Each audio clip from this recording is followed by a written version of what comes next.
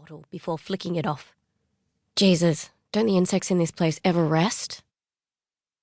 She lay down, resting her head on the pack, and reached her hand out to the side of the road, where the heat made the asphalt soft.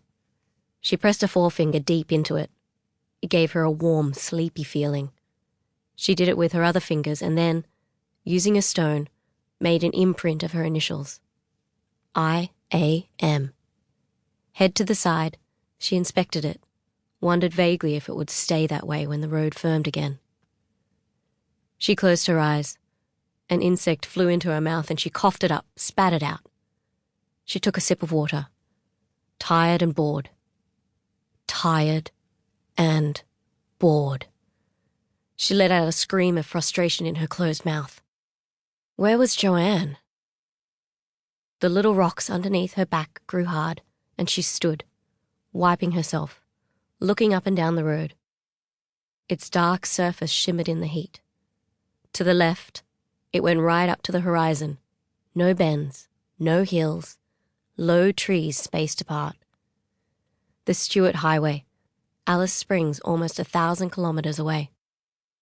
To the right, a yellow roadhouse and the sign, Hot Food, Cold Beer, banged hard against a metal pole. Not a car in sight. This was a shitty day. Sunday afternoons would have to be the worst time to catch a lift. Trucks usually made the journey on Fridays for their Darwin run, and the oldies would already be settling by their vans in some free spot, party hats on, and drinking their Moselle. Happy bloody New Year's Eve, she told herself. She opened and shut her mouth, feeling the dryness in the air. She could do with a Moselle right now.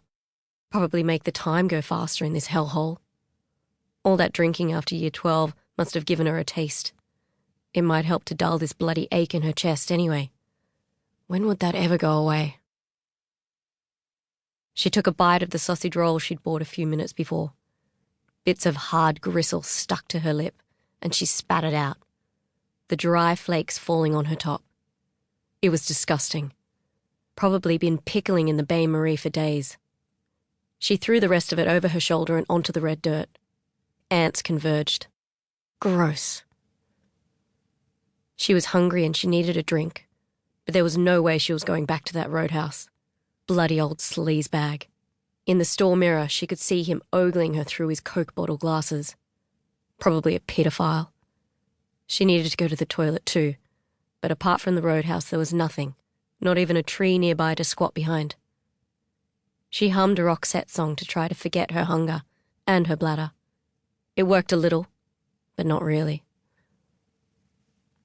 A sound to her right and she turned to see a white Commodore pull out of the petrol station in front of the roadhouse.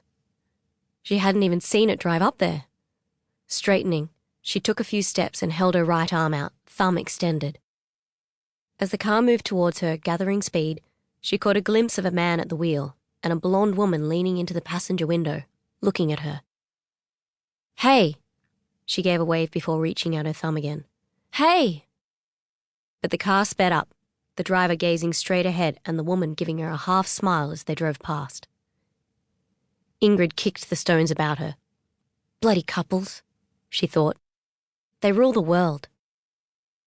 She sang the Roxette song again and pulled her cap lower on her face, looking as she did at the sun, sinking fast. Now she really needed to go to the toilet. And where the hell was Joanne? The whole day had been a failure.